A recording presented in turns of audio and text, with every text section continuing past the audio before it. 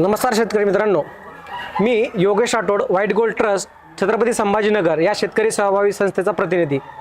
शेतकरी मित्रांनो, आपण नुकतंच राबवत असलेल्या शेतीपूरक जोडधंदा या सिरीजमध्ये अनेक विषय निवडलेले आहेत, जसे की शेळीपालन असेल, दुग्ध व्यवसाय असेल, गावरान कुक्कुटपालन असेल, रेशीम शेती असेल, या इतर अनेक विषय निवडलेले आहेत. त्यातीलच एक विषय जो आपण आज प्रत्यक्ष त्याची माहिती घेण्यासाठी जो आहे गावरान कोंबडी पालन. गावरान कोंबडी पालन या विषयाची माहिती घेण्यासाठी आपण निफाड तालुक्यातील गाजरवाडी गावामध्ये गणेश भाऊ गाजरे यांच्या शेतामध्ये आलेलो आहोत. त्यांनी द नेचर बेस्ट या नावाने गावरान कुक्कुटपालन या कंपनीची सुरुवात केलेली आहे.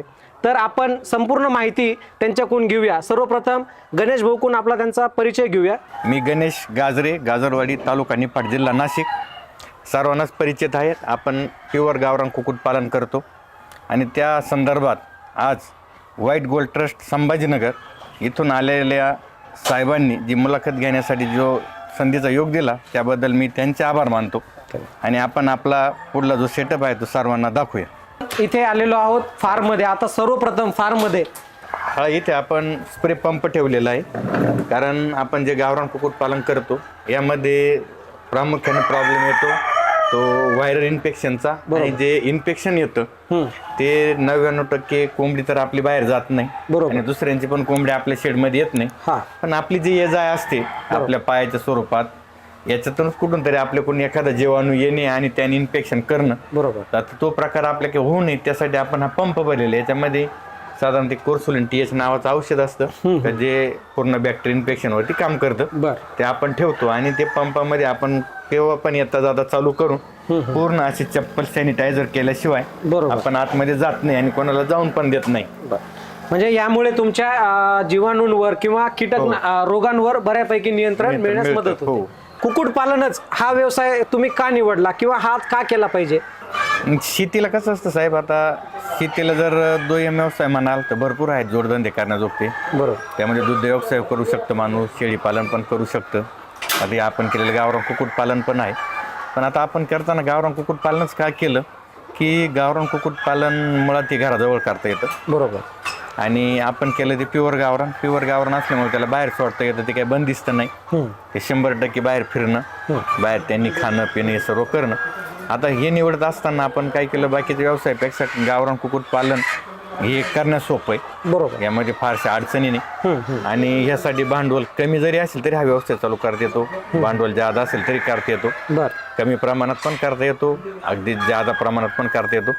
आणि करण्यामध्ये हे सोयीस्कर आहे. आपण शेतीचं काम बघून पण हे करू शकतो. यामध्ये येणाऱ्या अडचणी या बाकीच्या तुलनेत कमी आहेत आणि तोटा पण कमी येतो.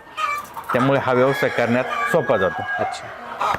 तर गणेश भाऊ, आता जे गावरान कोंबडी पालन आहे त्यासाठी ज्या काही लागणाऱ्या गोष्टी आहे, ज्या आवश्यक गोष्टी तर त्या काय असल्या पाहिजे? शेडची बांधणी आहे, जातीची निवड आहे आणि त्याच्यानंतर अंडी देणारी जात असली त्याबद्दल थोडं मार्गदर्शन द्या. आता कोंबडी जर म्हणाल त्याला सर्वप्रथम पाहिजे निवारा, राहण्यासाठी जागा. आता जागा म्हणाल तर आपण जे फ्री रेंज कुक्कुटपालन करतो गावरांचं, प्युअर गावरांचं, याला बाहेर पण जागा पाहिजे फ्री फिरण्यासाठी, जशी आपण बघतो अशी. त्याच्यानंतर रात्रीला बसायला जागा पाहिजे. आता जागेत जर म्हणाल तर साधारणतः आपल्याला ते शेड बनवायचे रात्रीसाठी निवारा. तर 1 स्क्वेअर फुटाला साधारण 2 पक्षी बसले पाहिजे. 2 पक्षी बसतील तर आपल्याकडे जर 10,000 किंवा 5,000 पक्षी असतील तर आपल्याकडे 25 स्क्वेअर फुटाचं शेड असायला पाहिजे. 25 स्क्वेअर फुटामध्ये साधारण हा गावरान पक्षी एक तर मुळातच खाली बसत नाही, बसतो बांबूवरती. याला जमिनीवर बसणं चालत नाही म्हणून तो गावरान. मग आता हा वरती बसत असल्यामुळे साधारणतः 1 स्क्वेअर फुटाला 2 पक्षी व्यवस्थित बसतात. त्यासाठी पाहिजे शेड. त्याच्यानंतर जेवढे पक्षी असतील तेवढी जागा पाहिजे आपल्याकडे. आणि जागा असताना तिला व्यवस्थित कडेने वॉल कंपाऊंड पाहिजे की त्याच्यामध्ये विशेषतः बाहेर येणार प्रॉब्लेम जसं कुत्री आतमध्ये यायला नाही पाहिजे, मांजर असेल, बोक्का असेल, यांचा जो सुळसुळाट ते आतमध्ये यायला नको, त्याच्यासाठी साईडने पाहिजे आपल्याला वॉल कंपाऊंड. आता त्याचा खर्चाचा विषय कसा होतो, आपण करू त्याच्यावरती कमी जादा असतो. आता आपण किती संख्या निवडणार आहे याच्यावरती क्षेत्र लागतं. त्याच्यानंतर जेवढी संख्या तेवढी हिशोबाने शेड पाहिजे. आणि आपले जे गणित येते सर्व संख्येवरती येतं. अच्छा. आणि आता जे तुम्ही व्यवस्थापन केलेलं आहे शेडचं वगैरे बरोबर. हे किती स्क्वेअर फूटचं किती स्क्वेअर फूटवर केलं किंवा किती एकरवर हा पूर्ण फार्म आहे तुमचा? आता हा आपण केलेला फार्म हा पूर्ण 1.5 एकर वरती आहे. 1.5 एकर वरती. ओके. आपण इथे जवळजवळ असं समजा एक 6,000 स्क्वेअर फुटाचं शेड आहे. बर. आणि आपण या 6,000 स्क्वेअर फुटामध्ये एक 12 ते 15 हजारापर्यंत पक्षी सहज सांभाळू शकतो. बर. त्याचा काही प्रॉब्लेम येत नाही. फक्त यांना खाण्यापिण्याची सोय व्यवस्थित पाहिजे. त्यांना शेड पासून बाजूला आपण जशी खाद्याची जी भांडी लावलेली हा बरोबर, ही पूर्ण खाद्य पाणी फक्त यांना बाहेर पाहिजे, बाहेर रेंज मध्ये. जे शेड बांधलेलं आहे तुम्ही, एक वेळेस तर शेड आम्हाला दाखवा कसं आहे आणि काय आहे. सर्वप्रथम तर हे डब्बे काय याचा वापर कशासाठी केला तुम्ही? आपण हे डबे हे पूर्ण कोंबड्यांना अंडे देण्यासाठी. बर. आपल्या कोंबड्या पूर्ण बाहेर फिरतात, हा. तिला अंडे देऊ वाटलं ते डब्यात येऊन बसतात. बर. अंडी देतात, जिचं अंडी देणं झालं ती बाहेर फिरायला जाते, हा. खायला जाते. बरोबर. त्यासाठी डब्याचा वापर. हा राहिला शेड, आपण इथं बनवलेला शेड आहे. इथं पूर्ण आपले पिल्ला असतात ब्रुडिंगसाठी. बर. हा ब्रुडिंगसाठी पूर्ण सेक्शन आहे. त्याच्यानंतर हे जे बाहेर आपण जागा बनवली सावलीसाठी पण. हा. आणि जेव्हा पाऊस पण चालतो तेव्हा आपले पक्षी पूर्ण बाहेर असतात. मग अच्छा. पावसामध्ये इथं थांबतात, काही पलीकडे जागा त्यात थांबतात, म्हणजे शेडमध्ये त्यांना जाण्याची गरज पडत नाही. बर. आता हे शेडची तर तुम्ही रचना असं या एकदम उत्तमरित्या केलेलीच आहे. आता जेव्हा कोंबड्यांची निवड, तर कोंबड्यांची निवड म्हणजे जात, त्याच्यामध्ये जात कोणती असली पाहिजे जी रोग आणि त्याला सहनशील असेल किंवा अधिक उत्पादन तिचं भेटेल आपल्याला, तर त्या जातीचं महत्व काय? आता हे गावरांमध्ये तसे भरपूर येतात, पण जी प्युअर गावरान आपली वडिलोपार्जित येते, जी अच्छा. आपल्या आजी पंजांनी सांभाळलेली ती प्युअर गावरान. हा. तर आता आपण जी निवड केली ती प्युअर गावरांची केली. प्युअर गावरान, कारण ती मुळात आपलीच जात आहे. नंतर ज्या क्रॉस आल्या हा. त्यामध्ये भरपूर प्रकार क्रॉस मधले. बर. पण निवड करताना प्युअर गावरानच का करावी, कारण ही पूर्ण फ्री रेंज मध्ये चालणारी जाते. बर. आता ही प्युअर गावरानचं असं वैशिष्ट्य साहेब की ही आतमध्ये कधी देखील राहत नाही. हिला मातीत खेळणं, उकरणं, हे बघा अशी माती अंगावर घेणं, हे तिचं नैसर्गिक गुणधर्म. बरोबर. आणि हिला मातीत येचून खायलाच आवडतं. त्यामुळे आपण पण निवड करताना जे आपली वडिलोपार्जित, जे आपले आजी आजोबांनी सांभाळलेली जी गावरान कोंबडी, तिचंच आपण संगोपन केलं. आणि आज मार्केटला हिची इतका रेट कोणत्याच याला नाही. कारण हिचा अंड्याचा रेट आहे आज आमच्या निश्चित बेटचा जर म्हणाल तर पुण्याचा सौरभ तपकिरी यांचा 15 रुपये रेट आहे. अच्छा. 15 रुपये का अंडा ते स्वतः घेतात. त्यामुळे अंड्याला कोणाकडे गिऱ्हाईक बघायचं नाही, बर. काही नाही. त्याच्यानंतर कटिंगसाठी पण याला भरपूर मागणी. याचं पूर्ण आता हे नगावर जातं, कोंबड्या नगा विकलं जातो, कोंबडी नगा विकली जाते. बरोबर. त्यामुळे माझ्या मते तर निवड करताना शक्यतो प्युअर गावरांचीच करावं. बरं. आणि याची रोगप्रतिकार शक्ती पण खूप चांगली. हा पक्षी उन्हात पण व्यवस्थित राहतो, बर. पावसाळ्यात पण याला काही प्रॉब्लेम येत नाही. बरं. आणि सर्वात कमी आजार येणारी जातच ही प्युअर गावरान. फायदा काय आहे आपल्याला? ते प्युअर गावरांचं शास्त्र असं साहेब, आपण जर घरी 5 कोंबड्या जरी पाळल्या, तुम्ही चांगलं त्याचा सर्वे करा. ही गावरान कोंबडी खाली कुठं बसली, रात्रीला बसेल एक तर झाडावर, नाही तर झापावर. बरोबर. आतमध्ये कुठं. मग आता आपण तर इथं गावरांचं एवढी मोठी संख्या करतो, आता एवढी कोंबडी तर आपली झाडावर बसू शकत नाही. बरोबर. आणि हिला तर खाली बसायचं नाही. मग आपण त्यासाठी काय केलेलं आहे, नैसर्गिकरित्या आपलं तिला वरती राहा म्हणून आपण हे बांबूचं पूर्ण स्ट्रक्चर बनवलेलं आहे. तर दादा आता शेडचं नियोजन कसं करावं ते समजून घेतलं, जातीची निवड कशी करावी ते देखील समजून घेतलं. आता यासाठी लागणार जे खाद्य आहे, पाणी वगैरे, ह्याचं नियोजन कसं असलं पाहिजे? आता ही गावरान कोंबडीचं साहेब असं आहे, हिला तुम्ही खायला जे पण द्या ना, तुम्ही हिरवा भाजीपाला द्या ती खाणार, तुम्ही तांबटे द्या ते पण खाणार. आपण यांना काय करतो, एक 50% खाद्य देतो. बरोबर. की त्यामध्ये रेडी कंपनीचं जे खाद्य येतं ते, त्याला जोडी थोडी मका तांदूळ वापरतो.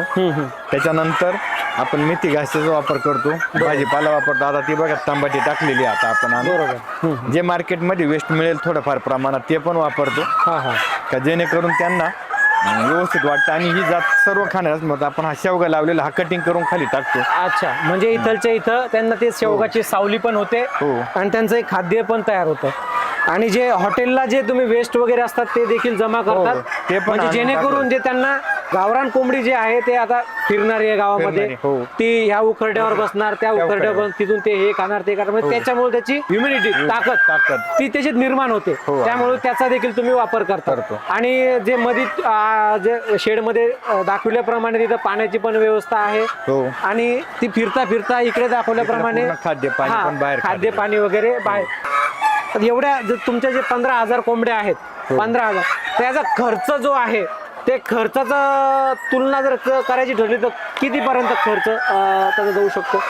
नाही, गावरान कोंबडीला साहेब कसं पण केलं तर एक 50 ग्रॅम खाद्य पाहिजे. 50 ग्रॅम रेडी प्रति मधलं. कोंबडी. हो. बरं. तर त्यामध्ये तुम्ही रेडी खाद्य, मका, तांदूळ याचा वापर करू शकता. राहिलेल्या 50% तुम्ही भाजीपाला देऊ शकता. तांबटी, हॉटेल वेस्ट, मेथी घास, शेवगा याचा पाला आणि दोन्ही मिळून एक 100 ग्रॅम खाद्य जर कंप्लीट केलं एका कोंबडीला. हो हा. एक 50 ग्रॅम खाद्यामध्ये कोंबडी आपला उदरनिर्वाह एकदम व्यवस्थितरित्या करते. बरं. तिला असं बाकीचं काही जादा खूपच खर्च करण्याची गरज नाही. यामध्ये जे आहे अंड आणि पिल्लांचं संगोपन जे आहे ते कसं केलं पाहिजे? छोटी जी पिल्लं असतात त्यांचं संगोपनामध्ये मेन इशू येतो ब्रुडिंग. ब्रुडिंग म्हणजे टेम्परेचर मेंटेन असणं. बर. आता साधारण जे पिल्लू जन्माला येतं हा. त्याचं 1 ते 15 दिवसाचं टेम्परेचर पूर्ण वेगळं असतं. 15 ते 30 दिवसासाठी वेगळं असतं. 30 दिवसानंतर नॉर्मल टेम्परेचरला आणायचं असतं. जसं की 1 ते 15 दिवस टेम्परेचर आपल्याला पाहिजे 28 ते 30 32 पर्यंत पाहिजे. बरोबर. पिल्लू जसं वयानं वाढेल 15 दिवसानंतर टेम्परेचर थोडं खाली आणावं लागतं. त्याच्यानंतर आपल्याला एक 28 ते 30 त्याच्यानंतर ते टेम्परेचर खाली आणि 1 महिन्यानंतर ते नॉर्मल टेम्परेचरला आणायचं असतं. आता हा जो सेटअप बनवला आपण पूर्ण ब्रुडिंग रूम आहे. आता आपण टेम्परेचर जरा बल्बचा वापर करतो. रात्रीच्या वेळेस जितकी थंडी आली तितके बल्ब. बरोबर. त्याच्यावरती टेम्परेचर मेंटेन होतं. त्याच्यानंतर हे रूम हीटर आहे. आता कालच इथं आपली बॅच होती ती आज काल गेली समजा सकाळीच भरून. हे रूम हीटर हे बल्ब हे पूर्ण टेम्परेचर साठीच असतात की जेणेकरून जसं वय असेल पिल्लांचं तसं त्याला टेम्परेचर ते समजून महिन्याच्या पुढले हे नॉर्मल टेम्परेचरचे पिल्ले आता यांना नॉर्मल परिस्थिती ठेवलेलं आहे. बर. अच्छा. म्हणजे आणि यामध्ये वाढी करताना काही विशेष काळजी आणखी पिल्लांची विशेष काळजी? त्यांना काळजी फक्त हेच टेम्परेचर मेंटेन असणं. बर. हीच एक काळजी. रोगराईचा वगैरे काही त्याच्यावर जास्त काही नाही, इतका काही रोगराईचा प्रॉब्लेम येत नाही. ठीक आहे. आणि जे जर एका कोंबडी खाली जर 10 अंडे ठेवतोय आपण किंवा 20 अंडे ठेवतोय, 20 अंडे ठेवल्यानंतर ते जेव्हा त्या कोंबडी अंड्यातून पिल्लं बाहेर पडतात तर पिल्लं जे बाहेर पडल्यानंतर ते सर्व व्यवस्थित असतात की त्याच्यातून काही दगावतात देखील? नाही, कसं असतं जर आपण एक 18 ते 20 अंडी जरी लावली तर पिल्लं निघताना एखादं पिल्लू कुठेतरी क्वचित विकृतीचं पण येऊ शकतं. बर. जे पिल्लं निघताना तिची मॉर्टिलिटी होती. बर. आणि काढल्यानंतर पण एखादा टक्का थोडं आपण त्याला म्हणते खूप क्वचित पण पिल्लू निघलं तर एखादा टक्का ते पण मर असते. पण बऱ्यापैकी पिल्ले चांगले सुदृढच निघतात. कारण कोंबडी नैसर्गिकरित्या काढते, तिची उब देण्याची पद्धती नैसर्गिक असते. त्यामुळे इतकं काही मोठा प्रॉब्लेम नाही. क्वचित निघलं तर थोडाफार प्रॉब्लेम. 20-21 दिवस 21व्या दिवशी ती पिल्ले व्यवस्थित निघतात. हो. बर. पिल्लं निघल्यानंतर याला काही आपण किती दिवसानंतर लसीकरण वगैरे याचं काही असं काही? त्यांना लसीकरण असतं साधारणतः 7 दिवसाला असतं. 7 दिवसाला असतं लासोटा. अच्छा. त्यानंतर 14 दिवसाला 21-28 असं पहिल्या महिन्यामध्ये 4 लसीकरण करायचे असतात. अच्छा. तेवढे जर लसीकरण प्रॉपर झाले तर त्या पक्षाला मोठेपणात पण फारसे आजार इतके लागत ओके नाही. त्याची ह्युमिडिटी हो प्रतिकारशक्ती रोग प्रतिकारशक्ती त्याची वाढते. कोंबड्यांना जे आहे ते काय काळजी घेतली पाहिजे? काळजीमध्ये जे असेल रोग असेल किंवा त्यांना काही व्हायरस वगैरे ह्या गोष्टीसाठी काय काळजी घेतली पाहिजे? विशेषतः काळजी किंवा याच्यावर रोग किती प्रमाणात येतो? कोंबडीला जर रोगाच्या बाबतीत म्हणाल साहेब त्यांना खाद्य व्यवस्थित पाहिजे. बर. पाणी स्वच्छ पाहिजे. शेडमध्ये कुठल्याही प्रकारचा वास नको. ही कोंबडी जात जरी उखाड्यावर खात असेल पण यांना उखाड्यावरले आळी चालेल, किडी माकुडी चालतात पण नासलेले कोणते पदार्थ चालत नाही. ज्याला बुरशी आलेली असं कोणताही आयटम यांना चालत नाही. म्हणजे त्यासाठी आपण काय काळजी घेतली पाहिजे की त्यांना भाजीपाला टाकताना आणून टाकला तो भाजीपाला मोकळा टाकला पाहिजे उघड्यावरती. तो दाबून ठेवून 4 दिवसांनी टाकायचं नाही की जेणेकरून आतमध्ये काही बुरशी तयार होईल. त्यामध्ये आपण काय हॉटेल वेस्ट जर आणलं तर ते तुम्ही लगेच ओपन टाका की जे ओपन वरती बुरशी धरणार नाही. भले ते 2 दिवस खाऊ द्या. बरोबर. तरी प्रॉब्लेम नाही. त्यानंतर जी पाण्याची भांडी असतात ती रोजची रोज स्वच्छ धुतलेली पाहिजे. पाण्यात स्वच्छता पाहिजे. आणि त्यानंतर राहिला व्हायरल इन्फेक्शनचा तर आपण त्यांना वेळोवेळी काही स्प्रे असतात ती मारली गेली पाहिजे. त्यांचं लसीकरणाचं एक शेड्यूल असतं ते व्यवस्थित फॉलोअप केलं, लसीकरण वेळेत केलं, स्प्रे सिस्टीम व्यवस्थित वापरली आणि त्यांची ह्युमिडिटी डाऊन होऊ नये म्हणून बऱ्याचशा आयुर्वेदिक गोष्टी यामध्ये जसं की अद्रक लसूण देणं, गुळाचं पाणी देणं, हळदीचा काढा देणं ह्या जर गोष्टी व्यवस्थित सांभाळल्या त्यांची ह्युमिडिटी पॉवर जर स्ट्रॉंग राहिली तर एक आजार येतच नाही यांच्यावर 99% तरी. आणि आता जे तुम्ही लसीकरण जे आहे ते लसीकरण किती ते किती वेळेपर्यंत देत असतात? म्हणजे लसीकरणचा कालावधी काय असतो? साधारण या मोठ्या पक्ष्यांना महिन्यात नाही एकदा लस द्यायची असते. साधारण एक लासोटा नावाची लस असते ती पाण्यातून करायची असते. 31 दिवसाला एक लसीकरण व्हायला पाहिजे. त्याच्यानंतर स्प्रे असतात एक 2-3 दिवसा मिळून एक स्प्रे मारला गेला पाहिजे की जेणेकरून आपल्याकडे बॅक्टेरिया इन्फेक्शन वाढणार नाही ज्यामुळे व्हायरस डिसीज मोठ्या प्रमाणात तयार होणार नाही. अच्छा. म्हणजे या प्रकारची काळजी घेतली तर घेतली तर उत्तमच त्यांचं व्यवस्थित. निरोगी राहतील कोंबडी आणि म्हणजे problem आजाराला येत नाही, आजारच येत नाही जर येत व्यवस्थित नाही. संगोपन आता केलं. तुमच्या ह्या 15,000 पक्ष्यांमध्ये तुम्हाला कधी असं आढळलंय का आता आजार दिसतो आहे आणि माझं नुकसान कधी झालंय या गोष्टी असं कधी नाही, वाटलंय का? मोठं तर नुकसान कधीच नाही आजपर्यंत मोठा आजार आला नाही कारण कोंबडी जातच अशी आहे का हिला आजार आल्यानंतर फार करण्यात माझ्याने आजार येऊ नये म्हणूनच काम करायचं बरोबर राहतं. बरोबर. मग याचं जर आपण प्रिव्हेंटिव्ह काम केलं तरी आता आजार येतच नाही आणि आजपर्यंत आम्हाला तसं काही एकदम मोठा ऍक्सिडेंट काही झाला नाही कारण आम्ही सगळे कामे प्रिव्हेंटिव्ह करतो कारण संख्या जादा आहे. संख्या जादा आहे म्हणजे जेणेकरून आर्थिक नुकसान आपल्याला टाळता टाळता येईल. येईल आणि काही धोका देखील आपल्याला टाळता येईल. टाळता येईल.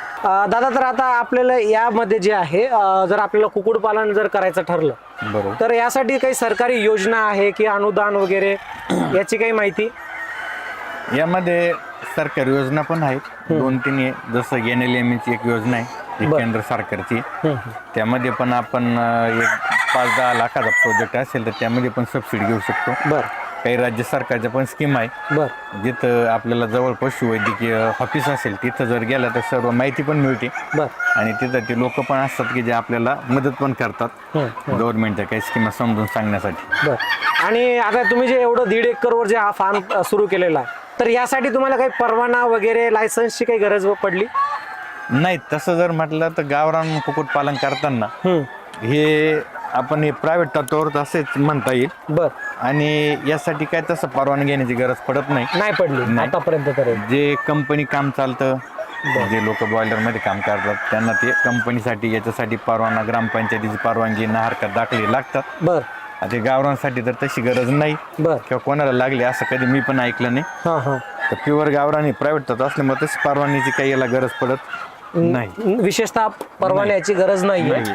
ठीक आहे. म्हणजे हा एक देसी सेगमेंट असल्यामुळे हो. हे तुम्ही घरगुती देखील करू शकता. शकता, मग हो. त्याच्यामुळे याला काही अशी अशी काही लायसन्स असेल किंवा परवाना असेल याची काही अट नाही. नाहीये, म्हणजे तुम्ही करू शकता. शकता. आणि जे पोल्ट्री असतं त्याला तुम्हाला परवान्याची हो, गरज मग ती भासते. हो. तर दादा आता या एवढ्या मोठ्या फार्म मध्ये तुम्ही ज्यावेळेस सुरुवात केली या फार्मची त्यावेळेस तुम्हाला असं कधी वाटलं का की माझा हा जो उद्योग आहे तो यशस्वी होईल किंवा असं कधी मनामध्ये भीती वाटली का की मी आज सुरू करतोय फार्म हा माझा भविष्यामध्ये हा चालेल नाही चालेल किंवा याच्यावर काही आव्हाने असे काही वाटले का व्यवसायावर?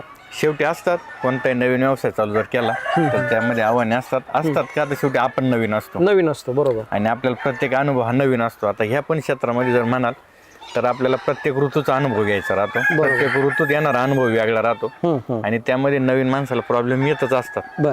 पण आता ह्या ऋतूत आलेले प्रॉब्लेम सुधारण्यासाठी पुन्हा पुढच्या ऋतूत जावं लागतं. जसं पावसाळ्यात एखादा प्रॉब्लेम आला बर तर तो आपण सॉल्व्ह करू शकतो पण त्याला पुढल्या पावसाळ्याची वाट बघावं लागते. बर. म्हणजे हा धंदा नवीन माणसाने सुरू करताना किंवा नवीन सुरू करताना एक 12 महिने पूर्ण शिकावंच लागतं. त्यांनी पण ऋतूचा अभ्यास करावा लागतो. त्यामध्ये थोड्याफार चुका होतात त्या चुका सुधारता पण येतात पण त्यासाठी पुढचा ऋतू येऊन देणं तिथपर्यंतचा कालावधी आपल्याला हा पारच पाडावा लागतो. आणि एक 12 महिन्यासाठी तरी यामध्ये शिकणं हा एक पार्टच अवघड आहे पण एकदा शिकलं की त्यानंतर यामध्ये प्रॉब्लेम काहीच नाही. बर. आता तुम्ही जो हा उद्योग आहे हा उद्योग तुम्ही केव्हापासून सुरू केलता आणि कसा सुरू केलता? आपण हा ज्यावेळेस सुरुवात केली कोंबड्यांची त्या आपल्याला आज पूर्ण 2 वर्ष झालेली. 2 वर्षापूर्वी. अच्छा. आणि आपण सुरू करताना छोट्या पिल्लापासून सुरू केला. बर. कारण पिल्लामध्ये जर काही तसं काही आपल्याकडून काही चूकभूल झाली तर नफा तोटा हा कमी असतो. तोटा पिल्लांमध्ये छोटे होतो कारण त्याची किंमत कमी असते. बर. आणि मोठ्या पक्षांची सुरुवात करतो मोठ्या पक्षाची किंमत जादा असते. जर उद्या काही प्रॉब्लेम आला काही लॉस झाला तर मोठ्या पक्षाचा जादा असतो. जादा नुकसान. मग आपण पिल्लांपासून सुरू केला एक 10,000 पिल्ला आणून आपण चालू केला. 10,000 पिल्ला. हो. अच्छा. आणि आपण सुरू करताना त्याचा अभ्यास पण घेतला. जसं नेचर बेस जे नाव येतं आमचं. अच्छा. तर हे ऑलरेडी पुण्याचे सौरभ तपकीर यांचं अख्खा महाराष्ट्र त्यांना बघतो. आणि आपण त्यांच्याकडे जाऊन त्यांची ट्रेनिंग त्यांचा सगळा अनुभव त्यांचं मार्गदर्शन पाठीशी घेऊनच आपण हा चालू केलेला हा धंदा आहे. बर. आणि ह्या धंद्यामध्ये धंदा करत असताना कोणीतरी अनुभवी माणसाचं मार्गदर्शन असल्याशिवाय हा धंदा होणंही शक्य नाही. बर. म्हणजे एक विशेषतः काहीही व्यवसाय कोणता हा असो किंवा इतर कोणताही व्यवसाय असो या व्यवसायामध्ये जर तुम्हाला उतरायचं असेल पहिले त्याचं माहिती घ्या मार्गदर्शन घ्या आणि त्यानंतरच या क्षेत्रात उतरा. हे असं प्रत्येक व्यवसायाचा नियमच आहे. बर. दादा आता आपण बऱ्यापैकी या फार्मची माहिती घेतली किंवा देशी कुक्कुटपालन गावरान कुक्कुटपालन कसं केलं पाहिजे याची देखील माहिती घेतली. आता या गोष्टीचे आपण आव्हाने बघितले शेडची बांधणी बघितली त्याचं खाद्य व्यवस्थापन जातीची निवड त्याची काळजी लसीकरण वगैरे असं सगळं काही बघितलं. आता या 2 वर्षामध्ये तुमचं समोरचं भविष्य कसं बघता या व्यवसायाबद्दल, आणि तुम्हाला आतापर्यंत फायदा कसा झाला? आपण जर गावरान कुक्कुटपालनाचा जर विचार केला आणि गावरान कोंबडीचा जर विचार केला तर गावरान कोंबडी ही एकमेव कोंबडी अशी आहे की ती अंडे पण देते आणि स्वतः पिल्लं काढून देते. आता या धंद्यात जर म्हणाल तर आम्ही जेव्हा पडलो त्यावेळेस आपल्याला अंड उत्पादन चालू होतं. त्याच्यानंतर आपण तीच कोंबडी बसतो, त्याच्यातून पिल्लं काढतो. पिल्लं काढल्यानंतर आपण ती पिल्लं विकतो, त्याच्यानंतर अंडी पण विकतो. आणि आता आपण याच्यानंतर जे मोठे पक्षी काय बऱ्याच जणांची रिक्वायरमेंट असते की आम्हाला अंड्यावरचा पक्षी पाहिजे किंवा काही कटिंगचा वर्ग आहे की जो खाण्यासाठी मागतो. आता आपण त्याची पण सुरुवात केली की आपण आता शेड बांधणी चालू करतोय की ज्याच्यामध्ये आपण मोठे पक्षी करून त्यांना डायरेक्ट अंड्यावरती देणं, कटिंगसाठी देणं ते पण चालू करतोय. आणि या धंद्याचा हिशोब असा हा एकमेव धंदा असा आहे का इतका झपाट्याने, कारण एक कोंबडी काही झाली तरी 10-12 अंडे देते. 12 अंड्यानंतरच खुड येते. खुड आल्यानंतर तिला जर अंड्यावर बसवलं तर ती 12 मध्ये 10 पिल्लं आपल्या हातात देते. बरोबर. आणि एवढा फास्ट वाढणारा बिझनेस गावरान कोंबडी सोडून दुसरं आहे नाही. त्याला इतकं स्पीड आहे, कारण ती एक कोंबडी दर 21 दिवसाला 10 पिल्लं दिली, परत अंडे होती 2 महिन्यात येते, परत 10 देते. असं जर हिशोब केला तर याची वाढ खूप पटापट करता येते आपल्याला. बरोबर. म्हणजे तुम्ही एकंदरीत खुड कोंबडीचा देखील फायदा घेतात. म्हणजे अंड्याहून जर सुटली ती तर तुम्ही तिला अंड्यावर बसवतात आणि मग तिचा फायदा म्हणजे पिल्लं काढण्याचा तिचा देखील फायदा होतो. म्हणजे एकंदरीत हा यशस्वी व्यवसाय ठरू शकतो. धन्यवाद दादा. आज तुम्ही आमच्या या शेतकऱ्यांना अतिशय मोलाचे मार्गदर्शन दिले, तसेच तुमच्या या फार्मवर प्रत्यक्ष दृश्य दाखवून आमच्या व्हाईट गोल्ड ट्रस्ट या शेतकरी सेवाभावी संस्थेच्या सर्व शेतकऱ्यांना या विषयावर मोलाचे मार्गदर्शन दिले. धन्यवाद. तसेच तुम्ही आमच्या या शेतकऱ्यांना या व्यवसायाबद्दल काही महत्त्वाचा संदेश किंवा टिप्स काय असू शकतील? आज मला तुमच्या white gold trust Chhatrapati Sambhajinagar या संस्थेच्या मार्फत जी बोलण्याची संधी दिली, कारण अख्खा महाराष्ट्र ओळखतो गणेश गाजरे कोण आहे. गावरान कुक्कुटपालन त्याचं अख्ख्या महाराष्ट्राने बघितलेलं आहे. आणि त्यात वेळेत वेळ काढून तुम्ही पण आमच्या इथपर्यंत आलात. प्रत्यक्ष तुम्ही सर्व फार्म बघितला, सर्व शेतकऱ्यांना दाखवला. त्याबद्दल प्रथमतः सेवाभावी संस्थेचे सर्वांचे मी आभार मानतो, कारण त्यांनी वेळेत वेळ काढून एवढं लांब, कारण आमचा आणि छत्रपती संभाजीनगरचं अंतर पण 200 किलोमीटर आहे. इतके दूर आलात त्याबद्दल आभार. आणि राहिला विषय सर्व शेतकऱ्यांना मी हेच सांगेन की व्यवसाय करा, व्यवस्थित करा, माहितीपूर्वक करा. धंदा खूप सुंदर आहे, त्याला सुंदरता आणखी वाढवा. धन्यवाद. धन्यवाद दादा.